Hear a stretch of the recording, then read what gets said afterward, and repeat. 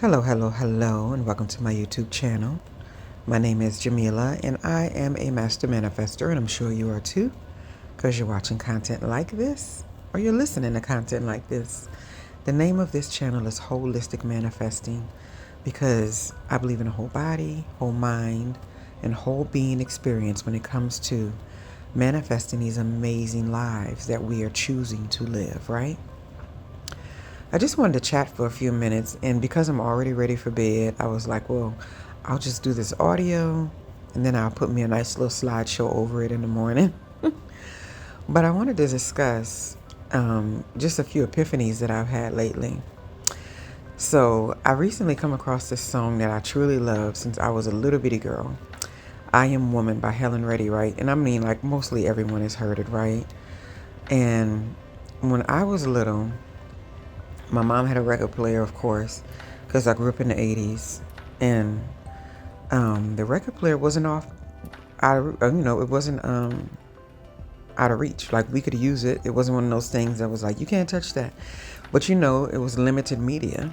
And because nobody was buying records for kids, I just used to listen to what was there. And I remember really specific ones that I played all the time. One of them was the Michael Jackson's Thriller with that's why I love PYT to this day. I mean, I can't help but get into that song every time I hear it. I wanna love you, PYT. I used to wear that out. With the white suit on the black. And then the other one that I really, really love that I wore out was Helen Reddy. That was my mom jam. I Am Woman. And let me tell you, that song came on about a week ago, and I remember every single word, and it brought tears to my eyes, because I just remember how much feeling I had listening to that song. I didn't know why, but as a little girl, I was like 8 years old, 7 years old, whatever. I just loved that song, and I even had a little dance routine I used to do to it every time I played it. But I heard it the other day, and at this ripe, beautiful age of 44, I was like, girl, you are finally that woman that you were singing about all them years ago, right? You are finally unapologetically you in your greatness of your womanhood, your greatness of understanding the beautiful vessel that you are, the stewardship that you have over your children, the stewardship that you have over your life. You finally understand the power in it. And you finally know how valuable it is, and how you should never let anybody play with it or try to take it away or try to smash it or try to dissolve it, right? I was thinking about the words to those songs, and the first lyric, she's like, when I was listening to it, she said, I've been down on the floor and no one's ever going to keep me down again. I mean, the tears rolled down my eyes, because I was like, man, the amount of times in my life that I've let people keep me down for momentary times and treat me a certain way or act a certain way or put me on such a lower level than what I was, it bothered me, right? But in that moment, I started thinking about the people who deliberately came after me with manipulation and antics and ugliness and blaming me for things and trying to lower my value and trying to tell me that I wasn't worth certain treatment or certain worlds or certain things that I wanted to create and accomplish, and left me feeling just low and sad. All of those people are miserable. Today, they're miserable.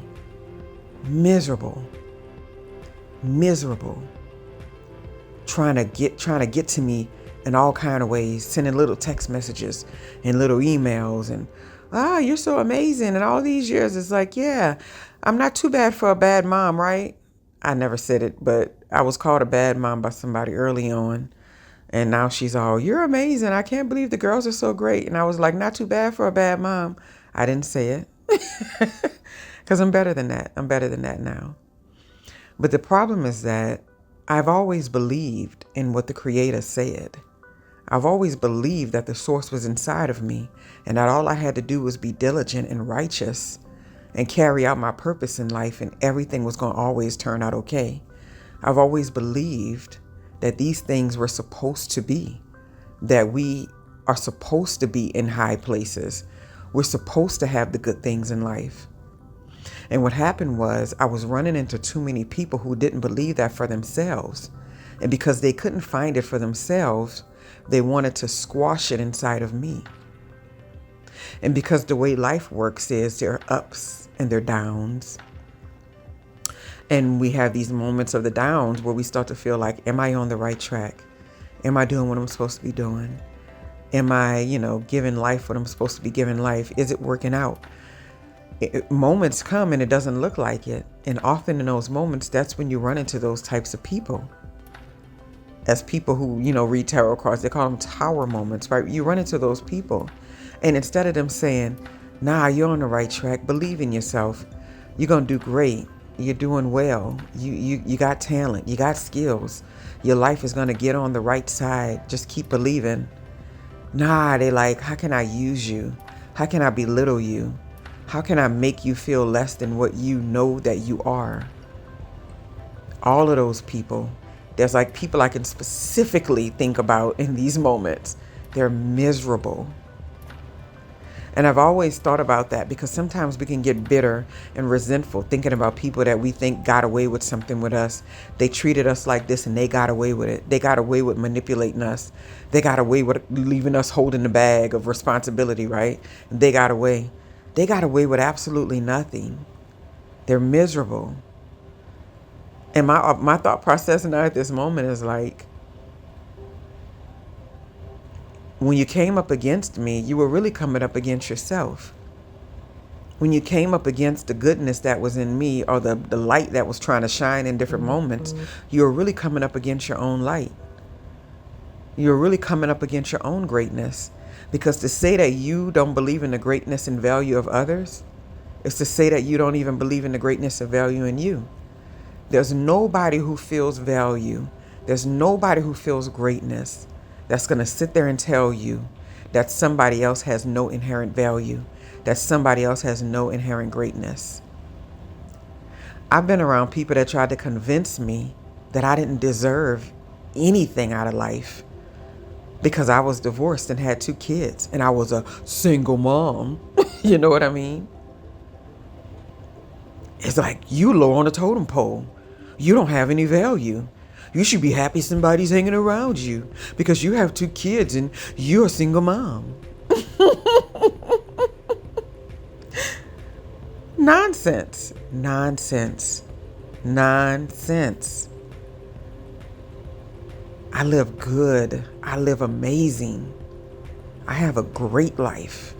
And my children, I'm not even talking about myself. Whenever I say the words, I have a great life, the first thing that pops into my head is the life that I have been able to co-create with the universe for my children, even in circumstances that were not the greatest of circumstances. Because a lot of times when those negative circumstances happen, they pretty much start to predict our lives, because we start to fall into these patterns. We start to believe people when they say, well, you're a woman like this. You don't have this. You don't come from this type of background. And it's like, oh my gosh, they're right. I guess I am a loser. I should stop trying in life. Not, I think this is the first time in my life where I inherently feel the beauty in my womanhood and the fierceness of that. It's not even about like women are better than men. Men are better. I don't even know what it's like to be a man. I'm not one. So I don't even have any judgment over there, right? It's not even in my scope to know that. But what I do know is that womanhood is glorious. It is glorious.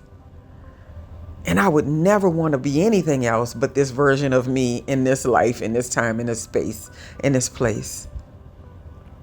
When I think about the level of strength that I have encompassed at every different level of my life to get something done, to turn out a better result, to bring out a better version of myself, it is insane.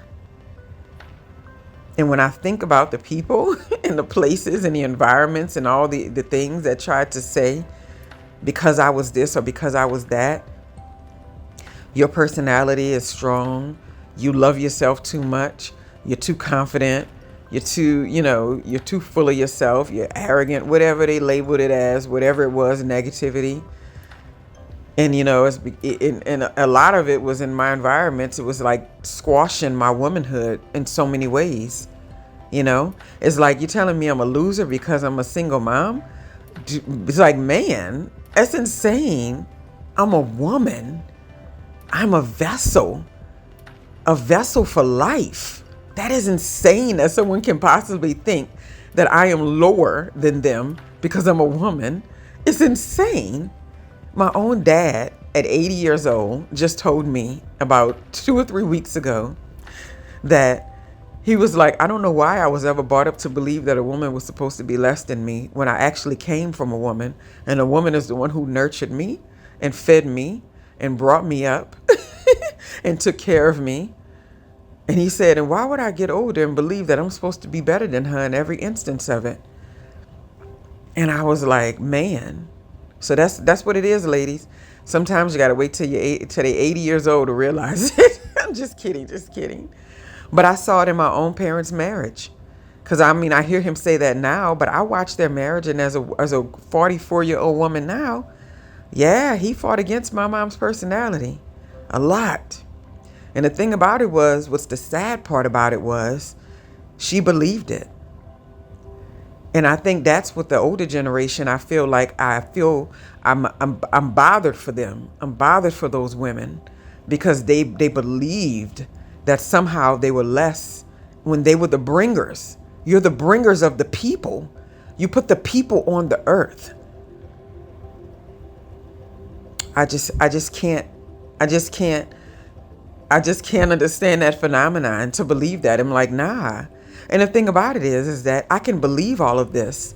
I can love my womanhood so deeply and so richly and enjoy it and still be strong and still be smart and still be sweet and still be nurturing and still be all of those things, and in no way whatsoever say one negative thing or have one negative perspective about a man and manhood, because I don't.